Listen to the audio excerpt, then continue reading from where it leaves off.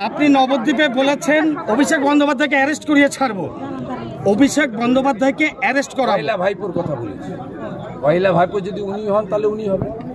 পয়লা ভাইপোর বলেছি, আমি তো কারোর নাম বলি। 5 বছর থেকে ওনার গায়ে লাগছে কেন? ওনার নাম কি কয়লা ভাইপো? 5 বছর থেকে ঘরে কে?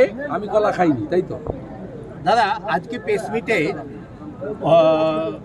শুভেন্দু অধিকারী ক্যামেরায় টাকা নিতে দেখা গেছে, অভিষেককে ক্যামেরায় টাকা নিতে দেখা যায়নি। ওই জন্য ওনাকে 8 বার ডেকে রগড়েছে। ওনাকে ওই জন্য ভোটের আগে সুপ্রিম কোর্টে যেতে হয়েছে রক্ষা কবচ নেওয়ার জন্য। ওই জন্য ওনার বাড়িতে তল্লাশি করেছে। আর সব জানে উনি আজকে যেমন ওই তমাল সাহাকে দিয়ে একটা ইল্লিগাল স্টিং করিয়েছিলেন, ওই দিনও ম্যাথিউকে দিয়ে তাই করিয়েছিলেন। আমাকে বলতে হবে না, এই উত্তরটা উনার চাচা ফিরাদ হাকিম আর উনার কাকিমা কাকলি ঘোষ দস্তিদার আর উনার জেঠু সৌগত রায় দিয়ে দিবে। আমার কাছ থেকে উত্তর নেবেন। দাদা আরও বলেছে ওর সিবিআইকে বলুন যদি ক্ষমতা থাকে আমাকে গ্রেপ্তার করো। উনি সুপ্রিম কোর্টে গিয়ে হাইকোর্টে গিয়ে রক্ষা কবচ নেন কেন? উনি তো এর আগে বলেছিলেন যে একটা ফাটা কাগজ প্রমাণ হলে ফাঁসির দড়িতে চলে যাব। লিপস অ্যান্ড বাউন্স কার কোম্পানি?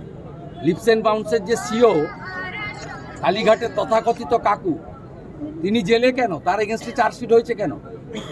লিপস অ্যান্ড বাউন্সের যে প্রপার্টি, উনি তো লিপস অ্যান্ড বাউন্সের cheque signing authority.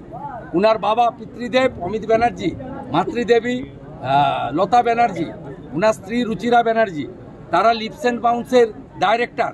Lips and বাউন্সের দুটো বড় প্রপার্টি 7 কোটি 26 লক্ষ টাকার প্রপার্টি অ্যাটাচমেন্ট করেছে কেন ইডি?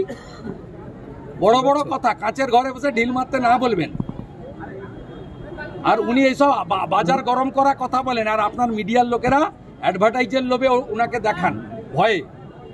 উনি বলেছিলেন এর আগে 19 সালে সৌমিত্র খান জেতা তো দূরের কথা, একটা বুথে জিততে পারলে আমি রাজনীতি ছেড়ে দিব। সৌমিত্র খানকে কেস করে এলাকায় ঢুকতে দেয়নি, সৌমিত্র খান 2 লক্ষ ভোটে জিতেছে। উনি ব্যারাকপুরে গিয়ে বলে এসেছিলেন অর্জুন সিং যদি জিততে পারে আমি রাজনীতি ছেড়ে দেব। অর্জুন সিং উনার বুকের উপরে দাঁড়িয়ে 16,000 ভোটে 19 সালে নির্বাচনে জিতেছিলেন।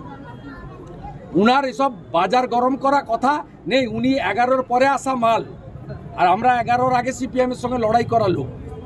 অনেক তফাৎ আছে। উনি সোনার চামচ মুখে দিয়ে করেছেন, আকাশে ঘোরেন হেলিকপ্টার নিয়ে, আর এলে 5,000 পুলিশ রাস্তায় দাঁড়ায়। উনার নামের সামনে থেকে পিসি আর নামের পর থেকে ভাইপোটাকে সরিয়ে দিলে উনার কোনো অস্তিত্বই নেই।